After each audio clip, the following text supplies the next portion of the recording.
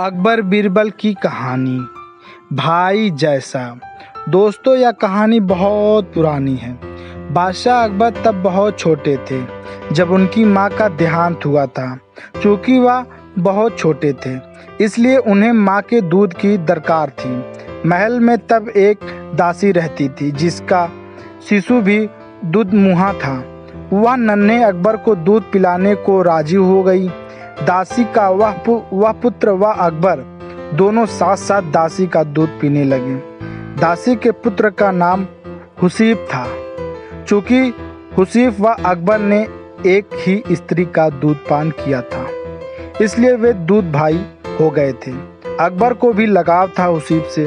समय बीतता गया, अकबर बादशाह बन गए और देश के सर्वाधिक शक्तिशाली सम्राट बने। लेकिन हुसीब एक मामूली दरबारी तक ना बन पाया। उसकी मित्रता जुआरियों के साथ थी और कुछ ऐसे लोग भी उसके साथी थे जो पैसा फिजूल बहाया करते थे। एक समय ऐसा आया जब हुसीब के पास 2 समय के भोजन के लिए पैसा न था। लोगों ने तब उसके बादशाह के पास जाने को कहा। हुसीब ने बादशाह अकबर के पास जाने की तैयारी शुरू कर दी। हुसीब के दरबार में पहुंचते ही बादशाह ने उसे ऐसे गले लगाया जैसे उसका सगा भाई ही हो। लंबे अरसे के बाद हुसीब को देख बादशाह बेहद खुश थे। उन्होंने उसकी हर संभव सहायता करनी चाहिए। हुसीब को अकबर ने दरबार में नौकरी दे दी। रहने के लिए बड़ा मकान, नौकर चाकर, घोड़ा गाड़ी भी दे दी। निजी खर्चा के लिए एक मोटी रकम हर महीने उसको मिलती थी। अब हुसीब की जिंदगी अमन चैन से गुजर रही थी। उसे किसी चीज की कोई कमी नहीं थी। यदि तुम्हारी कुछ और ज़रूरतें हो तो बेहिचक कह डालो, सब पूरी की जाएगी, बादशाह ने हुसीब से कहा। तब हुसीब ने जवाब दिया, आपने अब तक जितना दिया है वह काफ़ी है। शाही जीवन बिताने को बादशाह सलामत। आपने मुझे इज्जत बख्शी, सर उठाकर चलने की हैसियत दी। मुझसे ज़्यादा खुश और कौन होगा।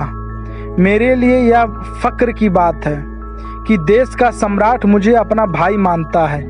और क्या चाहिए हो सकता है मुझे। कहते हुए उसने सिर खुजलाया। ओठों पर एहसान भरी मुस्कान थी, लेकिन लगता था उसे कुछ और भी चाहिए था। वह बोला, मैं महसूस करता हूँ कि बीरबल जैसा बुद्धिमान व योग्य व्यक्ति का साथ रहूं। मेरी ख्वाहिश है कि जैसे बीरबल आपका सलाहकार है वैसा ही मुझे भी कोई सलाहकार देने वाला हो। बादशाह अकबर ने हुसीब की यह इच्छा भी पूरी करने का फैसला किया। उन्होंने बीरबल को बुलाकर कहा, हुसीब मेरे भाई जैसा है। मैंने उसे जीवन के सभी ऐशो आराम उपलब्ध करा दिए हैं, लेकिन अब वह तुम्हारे जैसा योग्य सलाहकार चाहता है। तुम अपने जैसा, बल्कि यह समझो अपने भाई जैसा कोई व्यक्ति लेकर आओ जो हुसीब का मन बहला सके। वह बातूनी ना हो, पर जो भी बोले नापा तुला बोले। उसकी बात का कोई मतलब होना चाहिए। समझ गए ना कि मैं क्या कहना चाहता हूँ। पहले तो बीरबल समझ ही ना पाया कि बादशाह ऐसा क्यों चाहते हैं। उसे हुसीब में ऐसी कोई खूबी दिखाई ना देती थी।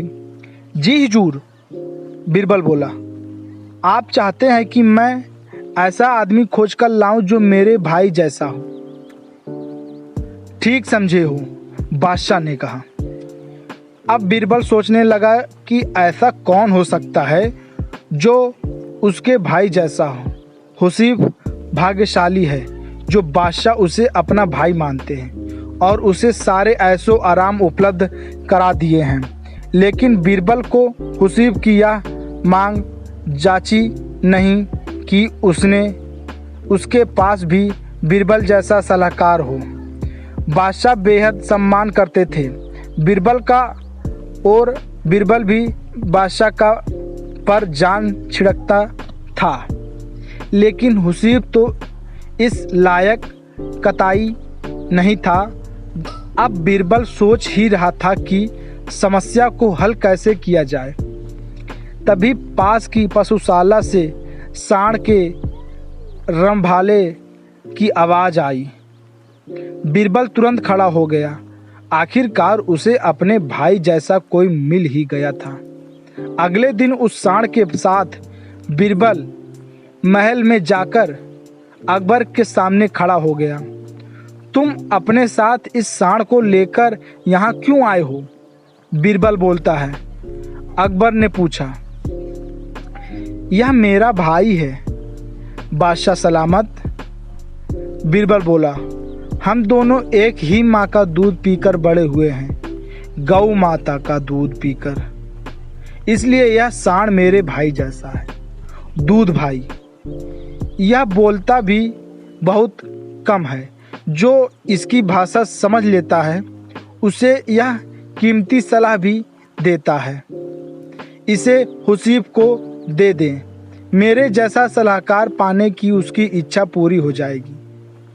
बीरबल का यह उत्तर सुनकर बादशाह को अपनी गलती का एहसास हुआ। तब उन्हें लगा कि जैसे उन जैसे कोई दूसरा नहीं।